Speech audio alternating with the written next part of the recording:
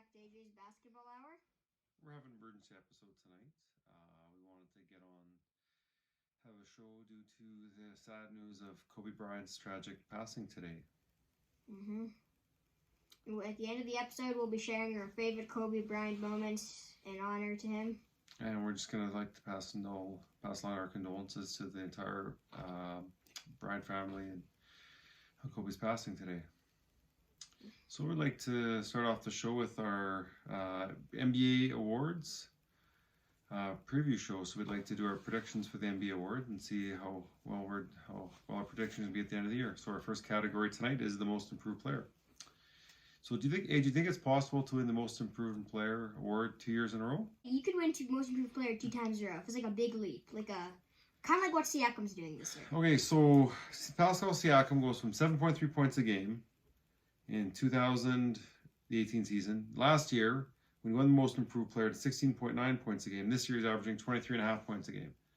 Those points scoring should have been a little bit higher, but he's been relegated to a little bit more timeshare situations with the Raptors' East schedule as of late. So one of my nominees will be Pascal Siakam. I also have Devontae Graham with a huge leap in points from 5 points a game to almost 19. But again, it's the Hornets, so somebody has to score points for them. And our last nominee is with a Canadian twist to it. We got Shai Gilgeous-Alexander. Last year with the Clippers, he had a really strong rookie season with 11 points a game, and then shoots up to almost 20 points a game and leading the OKC Thunder to 7th in the West. They were predicted to be a lottery team with all the trades they made in the summer with the Paul George trade. AJ, who are your nominees? So coming in at number 3, we have Pascal Siakam of the Toronto Raptors. Pascal Siakam won the Most Improved Player award the year before from going to 6 points per game all the way up to 17. But this year, he went from 17 points per game all the way up to 23 points per game. So coming in at number 2, we have Brandon Ingram of the New Orleans Pelicans. Brandon Ingram as soon as he got traded from the Lakers, went up to getting 25 points per game. The reason he's not number 1 is because of his team isn't winning. And number 1, we have Devontae Graham. Devontae Graham went from bottom scoring in the league all the way up to 20 points per game. All-star numbers. The Hornets, they're doing better. Everyone thought they'd be last in the league. They're kind of exceeding expectations. So I have Devontae Graham winning the award. All right. So our next category, Sixth Man of the Year. And really, I have this down to a 2-horse race. And unfortunately, both these horses play for the same team. Who do they play for, AJ? The Los Angeles Clippers. Yeah. So they have their top 4 scorers are 2 on the starters with we got Kawhi Leonard and Paul George. And then on the bench, we have Lou Williams and Montrezl Harrell. So of those 2, who do you think is going to be the 6th Man of the Year? You know, I'm picking Montrezl this year. Montrezl, he's putting up better numbers than Lou Will. And I think that he deserves the award over him. Yeah, that's my biggest regret in my fantasy draft this year. In our keeper draft, I had a chance to keep Montrezl Harrell, and I was a little bit worried about with the new personnel there if they were going to be able to easily still get the same production, and I was wrong. I should have kept him. Next up, we have Rookie of the Year. AJ, who are your nominees? Rookie of the Year. So number 3, we have R.J. Barrett. R.J. Barrett of the New York Knicks was expected to be the number 1 pick at the start of his college career. But then Zion Williamson happened, and then John Morant happened. He's still putting up 14 points, but he's on the Knicks. And at number 2, we have rookie Kendrick Nunn. Kendrick Nunn came out of nowhere and was undrafted in the 2018 draft. No one expected him to be doing as good as he is. He's getting 16 points this year and is taking over the starting point guard of the Miami Heat. And at number 1, we have rookie John Morant from the Memphis Grizzlies. John Morant, he's putting up close to 20 points per game on the Memphis Grizzlies, who are exceeding expectations. They beat the Clippers the other night, and it's hard to beat the Clippers with Kawhi Leonard and Paul George. Yeah, I hear you. It's a 1-horse race with John Morant in there. Like when I saw him in the first round of the NCAA tournament, I just thought it looked like Rajon Rondo out there playing against college guys, and he just was really, really good. Now our next category, we have the best defensive player. So who are your nominees for best defensive player, AJ? Defensive player. Coming at the 3rd spot for the defensive player of the year race, we have Giannis Antetokounmpo. Giannis Antetokounmpo won MVP last year and almost won defensive player of the year same time. He would be higher up, but the players over him have just done better. Number 2, we have Anthony Davis. So Anthony Davis is putting up very good numbers with LeBron James, with taking the top spot in the West. And the Lakers are number 1 in the West, are looking to make the NBA Finals this year. So coming in at number 1, we have the 2-time reigning Defensive Player of the Year, Rudy Gobert. Rudy Gobert is on the Utah Jazz. The Utah Jazz is currently a top seed in the West, and ever since the Jordan Clarkson trade, they've been going uphill. All right, you made some excellent decisions. I think maybe only Marcus Smart could maybe put in a little bit of consideration. Just he's helping out the Celtics with stay in the race in the East in the top 4.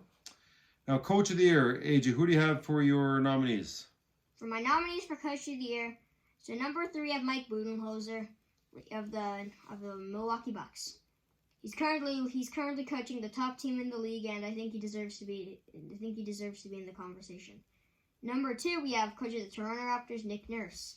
Nick Nurse has taken a team that was expected to be a borderline playoff seed, highest the 6th seed, to the almost 2nd seed in the league, with helping Siakam take the next step to being a superstar, and I think that he should be in the conversation. At number 1, we have, of course, Eric Spoelstra, taking the Miami Heats from basically the same situation from the Raptors to the 2nd seed in the East. Eric's he's taken Kendrick Nunn, undrafted player, putting him into a starting position, and he's taken that opportunity. All right, some excellent decisions there. Yeah, Frank Vogel, also from the Lakers, has done a really good job. Put essentially a brand new team. The Lakers were a lottery team for about 7 years in a row. And Frank Vogel wasn't their first choice as the head coach, but has turned out to be really good and has a couple of really good assistants with him, and Jason Kidd and Lionel Hollins. And he's showing Jason Kidd a few things, especially not to spill Diet Coke on the floor to get an extra time in the timeout. Remember when he did that when he was in Brooklyn? No. You don't remember that? No, I can see him doing that. Yeah, it was pretty funny. And again, a big shout out to Nick Nurse. He's doing an awesome job with the Raptors. As of tonight, they're 32-14. Again, when your team loses the NBA Finals MVP and you're winning at the same rate as you did the year before, he's doing a really good job. Especially with some of the tactics he's been doing, like a triangle and 2 box and 1 in the finals he was showing last year. You'd never seen that before in the NBA, and he really doesn't care. So that he just, no filter, just go out and do what you need to do to win. All right, so AJ, we got our last category here, the MVP. Who are your nominees? So number 3, we have James Harden. Well, if you're putting up 37 points per game, you have to be in the top 3. This guy's the reason the Rockets are not doing as good as people thought they were with the addition of Russell Westbrook. He's not the most efficient player this year, but has been picking up in the last week. And at number 2, we have Luka Doncic of the Dallas Mavericks. Luka Doncic is 20 years old, and he's almost averaging a triple-double this year. Him and Kristaps Porzingis have taken the Mavericks to a whole new level. I think that next year he can be the MVP if he keeps this going. And at number 1, we have Giannis. We have the reigning MVP, Giannis Antetokounmpo. He was putting up great numbers last year, and his numbers have only improved.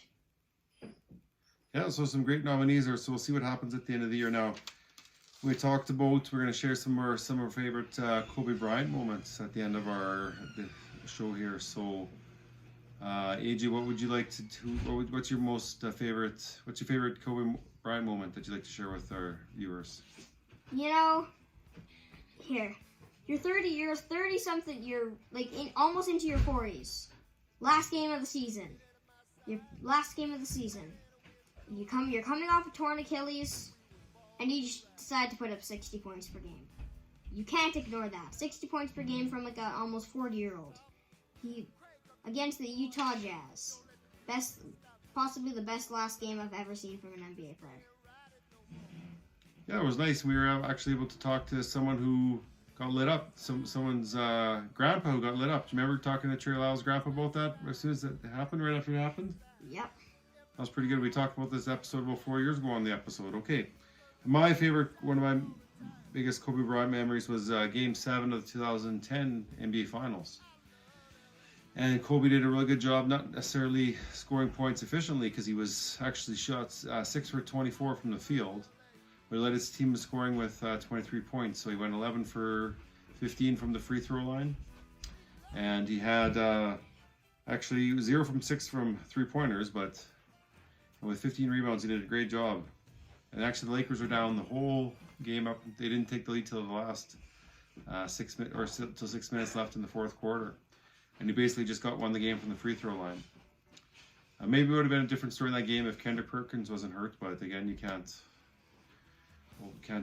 argue how great Kobe was that night. Now, again, one of my favorite memories wasn't the fact I was watching the game just out here on this couch. Was actually, you were only 2 years old then, AJ, and I taught you how to say "Go Go Lakers," even though I wasn't a huge Lakers fan, but you were cheering for the Lakers, and even got you to say. I even did you a favor, letting you go stay up a little bit late past your bedtime. I think you were still supposed to be going to bed about 7:30, then I had you up to about 9. So you owe me one. Okay? Anything else you want to add at the end of this episode there, AJ? Well, just condolences to Kobe Bryant's family, and hope that his wife is doing okay after losing his husband and one of her kids. Yeah, no, our big shout outs and big condolences to the entire Bryant family. And we will maybe try to do a little bit of tribute there when we do our little vacation down to Los Angeles, and we'd like to maybe drop something off at the Mamba Sports Academy in Thousand Oaks.